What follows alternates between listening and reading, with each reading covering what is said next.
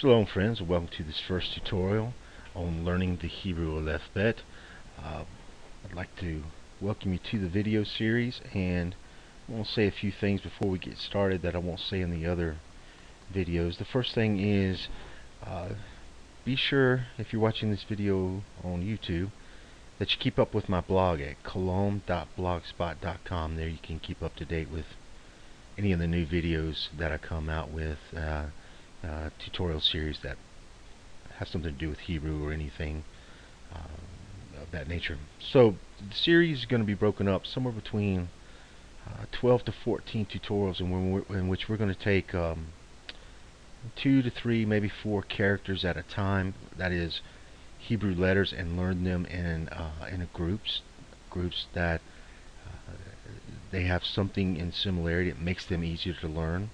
So we're kind of going to be jumping around in the original Alef-Bet. If you're used to the, if you've seen the Alef-Bet before, or you already know the Hebrew alphabet, which we call the Alef-Bet.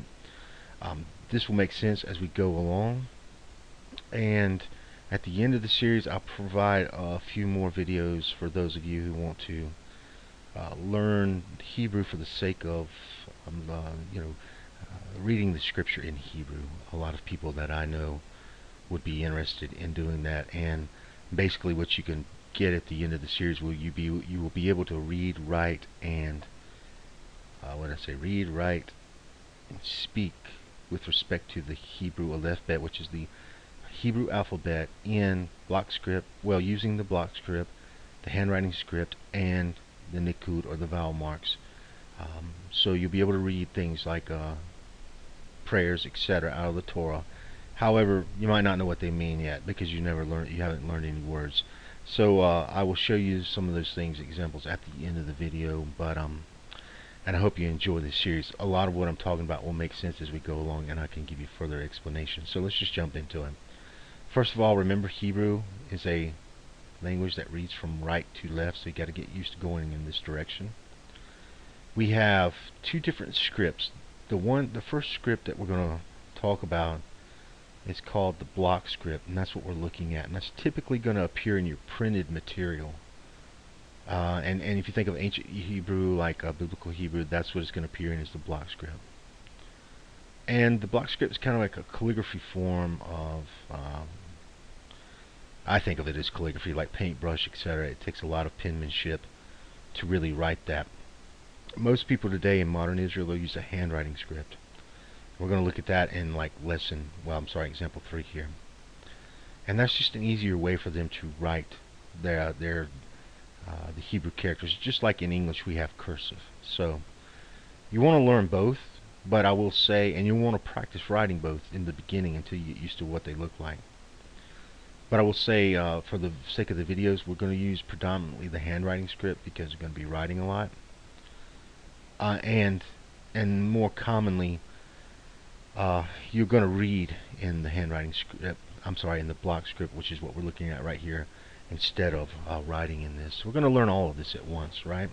And this was kind of the way I learned it, taking a college level credit, courses in Hebrew as a foreign language. And I found that this was the best way. This is the way it really sticks. It seems like a lot up front, but it's very useful. Because when you jump straight into the Torah or any website in Hebrew, a lot of times you're not going to see the vowel marks. So you got to get used to the vocabulary, and if you do have the vowel marks and you learn them up front, it'll help you with your pronunciation. Okay, so let's get started. This first letter here is what is called bet, and I should say my transliteration, in other words, what I write, the way these things sound in Hebrew, maybe a little bit different than the way you see it online or in a academic setting. I apologize for that, but this is just for instructional purposes. So for this character here, this is going to be equivalent to the English B, and by itself we're just going to give it a short B pronunciation, B. Okay. The next one is a vet, and it'll be equivalent to the English V. And you notice that the difference between, excuse me if you hear that noise in the background, that is my refrigerator making ice or doing something, but some people always notice that. Anyways, that's what that is. Excuse me. So the bet, if you notice, these 2 letters are very similar, and the reason, the only difference between the 2 is this dot that's in the middle. That is called a dagesh. You're going to see that over and over, and what it does is it basically changes the pronunciation of a letter, and it'll appear in a few of the Hebrew characters. This is one of them. Bet and vet are really constitute the second letter of the Hebrew Alef-Bet. They don't. We want to think of them kind of like the same, and I'll point these out as we go along. But bet and vet are one. So in other words, if you're looking at the Hebrew Alef-Bet, you'll see Aleph is the first letter, bet is the second letter. You don't say bet and vet; they both constitute the second letter. It's just a matter of using the dagesh in the middle to differentiate between the pronunciation. And you can see why we learn the bet and the vet together is because they appear very similar, so it's easy to remember them. And that's why we're going to be jumping around in the Alef-Bet. At the end, we'll put it all together in the sequence that it really appears, but for right now, it's not a big deal. So, bet, first letter, vet is just a variation of it.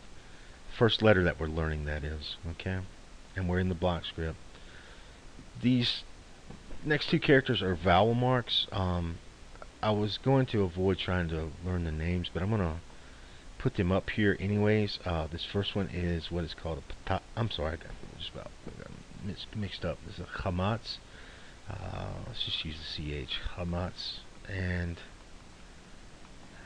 you may not want to try to learn. Don't get burdened right now trying to learn the names of these vowel marks, because you just want to know what pronunciation they give the character when they appear beneath it. This circle, this dash circle, is just a placeholder. It doesn't mean anything. You don't have to write it. In fact, you'll never see these vowel marks standing alone by themselves. They don't really mean anything like, English vowel marks can stand by themselves. They'll always want to be accompanied by a letter or a character.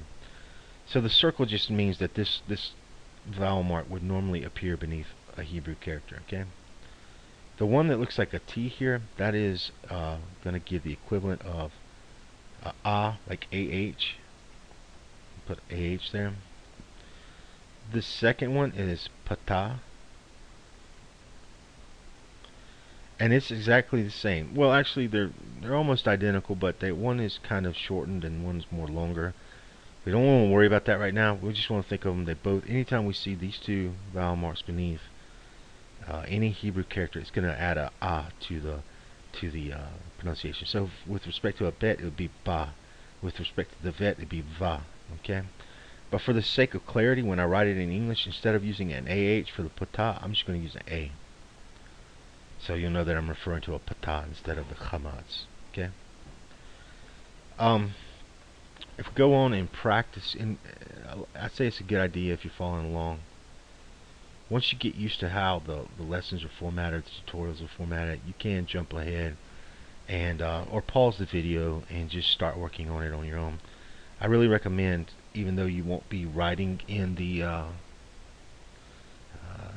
handwriting script the block script that much, it is good to practice it. So, for example, too, we just want to go through here and practice the bet and the vet. So if we got a bet, and this will just give you an idea how you'll see it written. And I'm using a calligraphy kind of pen here. And the bet will have a dagesh, or that's supposed to be a dot in the middle, and would just be ba, right, like a B sound. The vet is going to be written just exactly the same. It's just not going to have the dot in the middle. And practice each one of these letters. You might want to do it on a line on a piece of paper. For the sake of brevity, I'm going to do them both together. What I meant was you might want to try each character on a different line.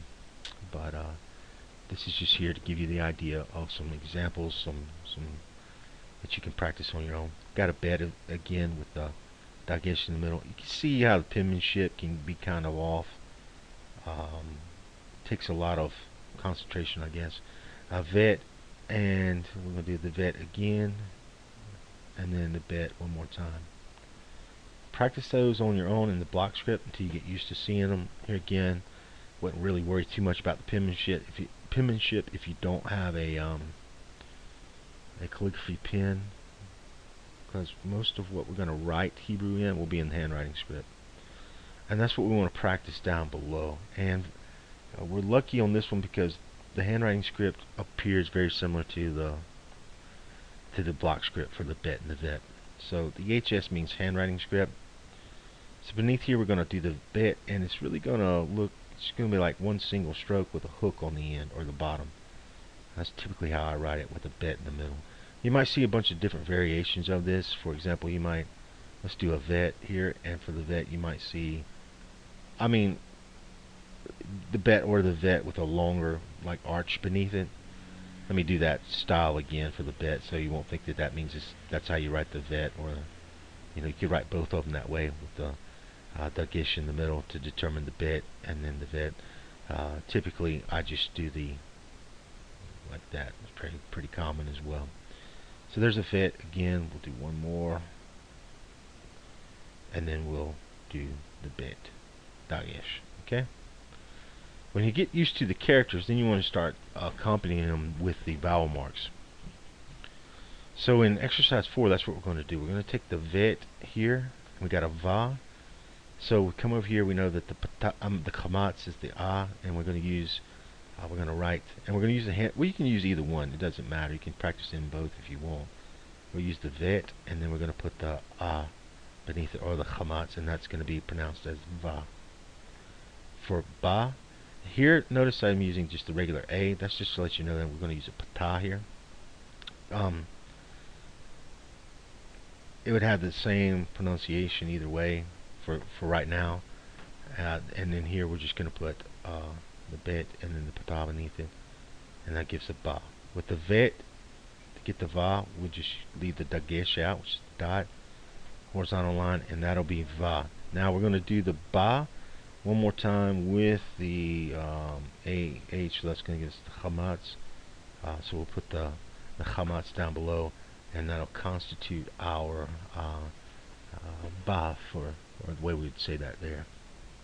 Okay, so to go ahead and finish this up, right now we're kind of limited in what we can do, so on exercise 5, after a while it'll get sounding gibberish with just 2 letters, sound like kind of like baby talk. But what you want to do is kind of start combining these letters with series of 2 letters and vowel marks, 3, 4, etc. You don't really need to be worried about what you're writing. It doesn't matter at this point. You just want to get your pronunciation and your the way you're writing it down pat. So for vav, we could write the vet, use the khamats for the a vowel mark, and then in that with a vav again, and that'd be like vav. That's how we would say that. Bab, we'll use the patah, and we'll use a bet, dagesh in the middle, another dagesh in the middle, bab. Use the patah beneath the first one. Vaba, we're going to use the vet, khamats, so that's va, and then for the ba, we'll use the bet and the patah. Okay. And like I said, after a while, it just gets kind of gibberish. Bavaba, we'll get the bet, khamats, va, be the vet, and the patah, and then the bet, and then the patah again. Bavaba. Now, I will say, a lot of times when you're practicing these words, it's good to get used to stressing the second syllable, and a lot of times it's good to practice with closed syllables anyways, even though I didn't do that, because that's very common for Hebrew words. So in other words, you want to hold off on using these vowel marks on the end. That's kind of uncommon. And then again, there's times when you will see vowel marks at the end of a letter.